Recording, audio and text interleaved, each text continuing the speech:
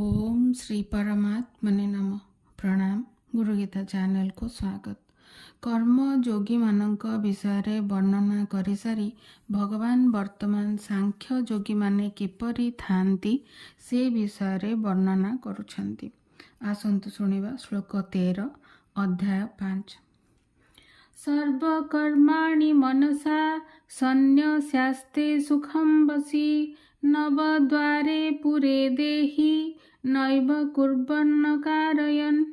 अर्थात इंद्रिय ओ मन को बशीभूत करिथिबा देहधारी जितेन्द्रिय पुरुष नवद्वार विशिष्ट पुरे मानसिक भावे समस्त कर्म को विवेक पूर्वक त्याग करी निसंदेहरे किछि न करी ओ न कराई सुखपूर्वक निज स्वरूप अवस्थान करे।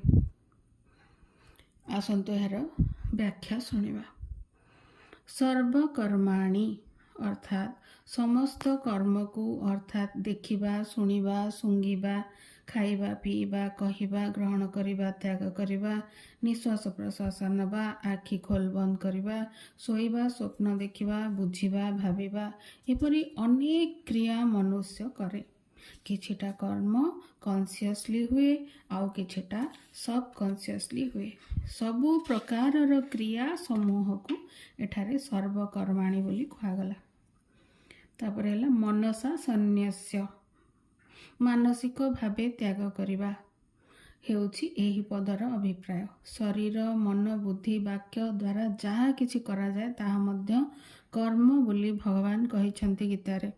शरीर बांग मनो भिर्जत कर्म प्रारभते नरह। मनरु डिलीट करदेले मध्य मनरे कर्ता भाव रही जाए। कर्तृत्व भाव मध्य रहिबा उचित नुहे। सांख्य योगी मनुष्य विवेक पूर्वक मनरे जो कर्तृत्व भाव आसे ताहाकु त्याग करती। अर्थात जदि कौनसी जगार नलकूपटे बसाला गरीब लोक मानक पई ताहाकु जदि बारंबार आमे अन्य मानक आगे कहिबा मु अमुक जगार नलकूप बसैछि तुलसी बगीचा करिछि ठाकुरंकु माळ करि दउछि गरीब पिलांकु पाठ पढ़ौछि ए सब कहि हबा अर्थ मन भितर टिके कर्तृत्व भाव रही गला बोली जानिबा। मु करुछि मु कली मते सबु आसे मु भल जाने मु अन्य मानकु साहाय्य करे मते बढ़िया आइडिया आसिला एई सब वाक्य मन भितर जेतेबेले चली थाए ताहा आमे प्रकाश कर दियंती। किछि लोक लुचांती मध्य एही कर्तृत्व भाव को ताहले त्याग करिबा केमती। बहुत सहज मने मने कहवा जे मु किछि करूनी सबु सेई प्रभु ही कराउछंती। प्रभुंक निर्देश रे मते आइडिया आसिला किंबा इच्छा हैला किछि अन्य मानक पई करिवा पई एई सब प्रकार कर्म रे प्रभुंकर निर्देश रहिछि। तांक बिना मु किछि नुहे। एई जो स्थूल शरीर किछि नुहे केवल गोटिए मेसिन भली जड़ वस्तु। कार केबे कहूछि मु केते चलिली काहाकु काहाकु साहाय्य कली फैन केबे कहिछि काहाकु मु समस्तଙ୍କୁ ठंडा पवन दउछि खुशी करूछि जड़ वस्तु कथा कहंतिनी। किंतु आमे मनुष्य माने जड़ शरीर थिले मध्य निजको ग्रेट बोली मानि नेछु। सेठी असुविधा आरंभ। आमे निजको कौन मानि नेछु एठारे संबंध सृष्टि हुए। जोंठी संबंध सृष्टि होइछि सेहिठारे ही संबंध को त्याग करिबा पई चेष्टा करिबा हेउछि हमनकर परम कर्तव्य। सांख्य योगी निजको कर्ता न मानि एही शरीर को कर्ता मानंती। आमर तीनोटी शरीर अछि। कारण शरीर हायर सेल्फ, स्थूल शरीर योर सेल्फ, सूक्ष्म शरीर ट्रू सेल्फ। कारण शरीर एवं सूक्ष्म शरीर को आखिरे देखिवेनी केवल स्थूल शरीर को ही देखिवे। जहाँ को देखिवे ताकू ही आमे सब किछि मानि नवाटा भूल। आमे मानि नेइछु कि इंद्रिय मन बुद्धि विद्या प्राण इच्छा एई सबु शरीरर क्रिया एई सबु शरीरर काया हेउछि मु। सूक्ष्म शरीर को जेतेबेले आमे देखिबा आरंभ करिबा एई स्थूल शरीर प्रति आकर्षण आपे आपे कमी जिवो। ध्यान कले सूक्ष्म शरीर को देखि परिबा। ସେହି ସୂକ୍ଷ୍ମ ଶରୀର ହେଉଛି ମୁଁ ଆତ୍ମା। ମୁଁ କିଏ? ମୁଁ ପରମାତ୍ମାଙ୍କର ଅଂଶ। ଏହି ଶରୀର ଭିତରେ ମୁଁ ସୁଖପୂର୍ବକ ଅବସ୍ଥାନ କରୁଛି। ମୁଁ ଶାନ୍ତିରେ ରହିଛି। ମୁଁ ସୁଖରେ ଅଛି। ମୁଁ ସନ୍ତୁଷ୍ଟ ଅଛି। ଏହିପରି ବାକ୍ୟ ସବୁ ଯେତେବେଳେ ମନରେ କହିବା, ଧୀରେ ଧୀରେ ଆମର ଆମ ସୂକ୍ଷ୍ମ ଶରୀର ସହିତ ସମ୍ବନ୍ଧ ସୃଷ୍ଟି ହେବ ଏବଂ ଏହି ସ୍ଥୂଳ ଶରୀର ଠାରୁ ସମ୍ବନ୍ଧ ତ୍ୟାଗ ହୋଇଯିବ। ସମ୍ବନ୍ଧ କଟିଯିବା ମାତ୍ରେ କର୍ତ୍ତୃତ୍ୱ ଭାବ ମଧ୍ୟ ନଷ୍ଟ ହୋଇ ଚାଲିବ। ଏହାପରେ ଆସିଲା ଆସ୍ତେ। ଆସ୍ତେ ଅର୍ଥ ଅବସ୍ଥାନ କରେ। ସୁଖମ ଅର୍ଥ ସୁଖରେ। ସୁଖମ ଆସ୍ତେ ହେଲା ସୁଖରେ ଅବସ୍ଥାନ କରେ। ଆମର ସୂକ୍ଷ୍ମ ଶରୀର ସଦା ସର୍ବଦା ସୁଖରେ ହିଁ ଅବସ୍ଥାନ କରୁଛି। ତାହା ଅହରହ ଆମ ପାଖରେ ଅଛି। ତାକୁ ଖୋଜିବା ଦରକାର ନାହିଁ। ଶାନ୍ତି, ସନ୍ତୁଷ୍ଟି, ଧୀର ଭାବ ସବୁ ଭିତରେ ଆମ ଭିତରେ ଅଛି। କିନ୍ତୁ ସ୍ଥୂଳ ଶରୀରକୁ ମୁଁ ବୋଲି ଭାବି ନେବା ଦ୍ୱାରା ଆମେ ସ୍ନେହ, ଶାନ୍ତି ମାଗିବାକୁ ଲାଗିଛୁ। ସମସ୍ତଙ୍କୁ ଅନ୍ତଃକରଣ ଭିତରକୁ ଯିବାକୁ ହେବ। ବାହାରେ ସୁଖ ଶାନ୍ତି ନାହିଁ, ଭିତରେ ଅଛି। ସୂକ୍ଷ୍ମ ଶରୀର ହିଁ ବ୍ରହ୍ମ ସ୍ୱରୂପ। ତାକୁ ଦେଖିବା କ୍ଷଣି ଆଉ କିଛି ଭଲ ଲାଗିବନି। ଏହି ବ୍ରହ୍ମ ସ୍ୱରୂପରେ କୌଣସି କ୍ରିୟା ବା କର୍ମ କାର୍ଯ୍ୟ ହୁଏନି। ଏହା ସ୍ଥିର, ଶାନ୍ତ, ସନ୍ତୁଷ୍ଟ, ସୁଖୀ, ଜ୍ଞାନୀ ଏବଂ ଦ୍ରଷ୍ଟା। ବସି। ବସି ଶବ୍ଦର ଅର୍ଥ ଏଠାରେ ସାଂଖ୍ୟ ଯୋଗୀଙ୍କୁ କୁହାଯାଇଛି। ସାଂଖ୍ୟ ଯୋଗୀଙ୍କର ଇନ୍ଦ୍ରିୟ, ମନ, ବୁଦ୍ଧି ଆଦିରେ ମମତା ଆସକ୍ତି ନଥିବାରୁ ଇନ୍ଦ୍ରିୟମାନେ ମନ ଆଦି କଣ୍ଟ୍ରୋଲରେ ରୁହନ୍ତି। ମନ ଯଦି ଆମକୁ କଣ୍ଟ୍ରୋଲ କରିବ, ଆମର ଉନ୍ନତି ନାହିଁ।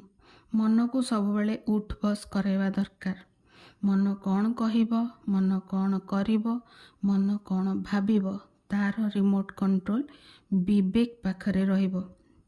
ତାହେଲେ ନିଶ୍ଚିତ ଉନ୍ନତି ହେବ। ଏଠାରେ ଉନ୍ନତିର ଅର୍ଥ ହେଲା ଆଧ୍ୟାତ୍ମିକ ଉନ୍ନତି। ସ୍ପିରିଚୁଆଲ ବ୍ୟାଙ୍କ ବାଲାନ୍ସ ବଢ଼େଇବାର ଯଦି ଇଚ୍ଛା ଅଛି, ତାହେଲେ ମନକୁ ପ୍ରଥମେ କଣ୍ଟ୍ରୋଲ କରିବାକୁ ହେବ। ମନକୁ ପନିଶମେଣ୍ଟ ନଦେଲେ ସେ ଗର୍ବୀ ହୁଏ, ବାଚାଳ ହୁଏ, ମନୁଆ ହୋଇଯାଏ। ତାପରେ ନବଦ୍ୱାର ପୁରେ। 9ଟି ଦ୍ୱାର ବିଶିଷ୍ଟ ଏହି ଦେହକୁ ବୋଲି କୁହାଯାଇଛି। ଆମ ଶରୀରରେ 9ଟି ଦ୍ୱାର ଅଛି, ଯଥା 2ଟି କାନ, 2ଟି ନାକପୁଡ଼ା, 2ଟି ଆଖି, ଗୋଟିଏ ପାଟି, 2ଟି ମଳମୂତ୍ର ଏବଂ ପ୍ରଜନନ ପାଇଁ ଅନ୍ୟ ଏକ ଦ୍ୱାର। ଏଠାରେ ଶରୀରକୁ ପୁର ବା ନଗର ବୋଲି କହିବାର ଅର୍ଥ ହେଲା, ନଗରରେ ଯେମିତି ନଗର ଓ ନଗରବାସୀ ଭିନ୍ନ ଭିନ୍ନ ଥାଆନ୍ତି, ସେହିପରି ଏହି ସ୍ଥୂଳ ଶରୀରରେ ଜୀବାତ୍ମା ବା ସୂକ୍ଷ୍ମ ଶରୀର ଓ ସ୍ଥୂଳ ଶରୀର ଭିନ୍ନ ଭିନ୍ନ ଥାଆନ୍ତି। ସ୍ଥୂଳ ଶରୀରରେ କ'ଣ ହେଲେ ସୂକ୍ଷ୍ମ ଶରୀରର କିଛି ଯାଏ ଆସେ ନାହିଁ। ଜୀବାତ୍ମା ଯେକୌଣସି ସମୟରେ ଶରୀରକୁ ଛାଡ଼ିକି ଯାଇପାରିବ। ସ୍ଥୂଳ ଶରୀର କିଛି କରିପାରିବନି। ପାପ ପୁଣ୍ୟ କର୍ମରେ, ଭଲ ମନ୍ଦରେ, ସୁଖ ଦୁଃଖରେ ସେ କୌଣସିଥିରେ ଭାଗି ହୁଏନି। ଅର୍ଥ ସମ୍ବନ୍ଧ ରଖେ ନାହିଁ। କର୍ତ୍ତୃତ୍ୱ ଭାବ ଜୀବାତ୍ମାର ସ୍ୱରୂପରେ ନଥାଏ। କେବଳ ଏହି ମର ଶରୀରକୁ ଏହା ଯାହା ଜଣାପଡ଼େ ମୁଁ ବୋଲି ସେ ଭାବେ।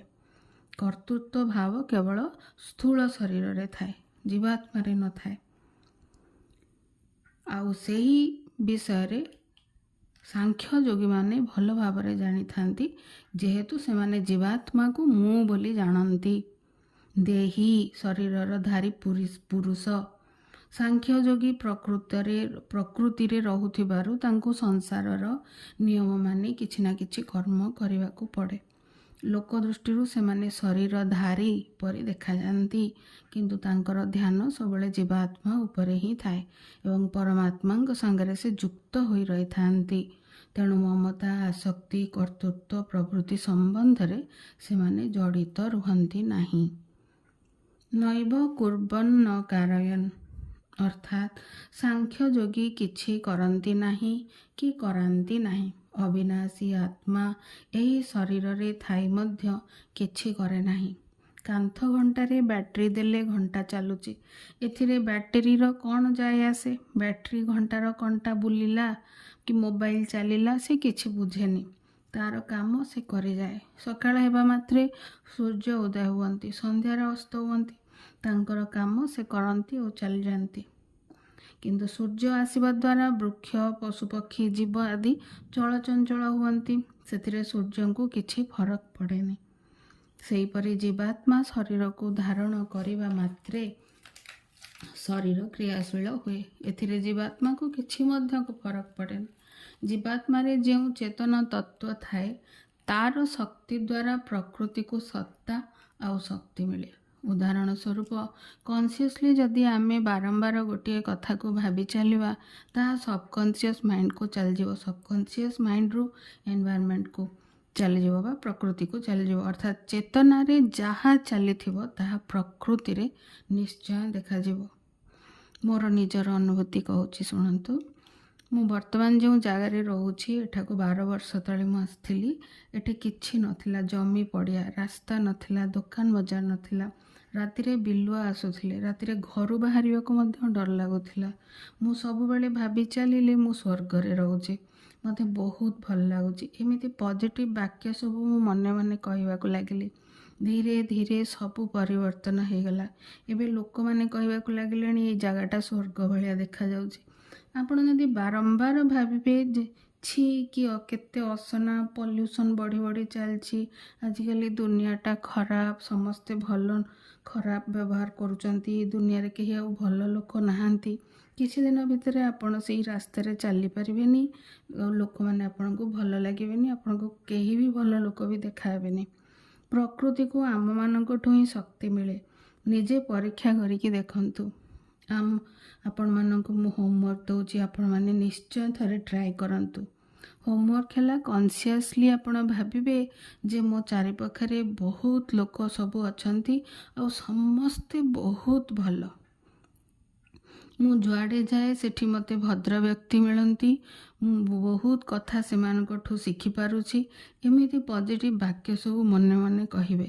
କିଛି ବର୍ଷ ମଧ୍ୟରେ ଆପଣ ଅନୁଭବ କରିବେ ସତରେ ଆପଣଙ୍କ ଫ୍ରେଣ୍ଡ ସର୍କଲ୍ ଅପଗ୍ରେଡ୍ ହେଇଯାଇଛି। ଅସୁବିଧା ସମୟରେ ନିଶ୍ଚୟ କେହି ନା କେହି ଆସି ସାହାଯ୍ୟ କରୁଛନ୍ତି। ବର୍ତ୍ତମାନ ଯେଉଁ କଥା କହୁଛନ୍ତି ନା ଦୁନିଆରେ ଆଉ କେହି ଭଲ ଲୋକ ନାହାନ୍ତି, ଭଲ ଦୁନିଆଟା ହିଁ ଖରାପ, ଭଲ ଲୋକ ସବୁ କୁଆଡ଼େ ଚାଲିଗଲେଣି, ଏଥିରୁ ମୁକ୍ତି ମିଳିଯିବ। ଆଜି ପାଇଁ ଏତିକି। ଓମ୍ ତତ୍ସତ୍।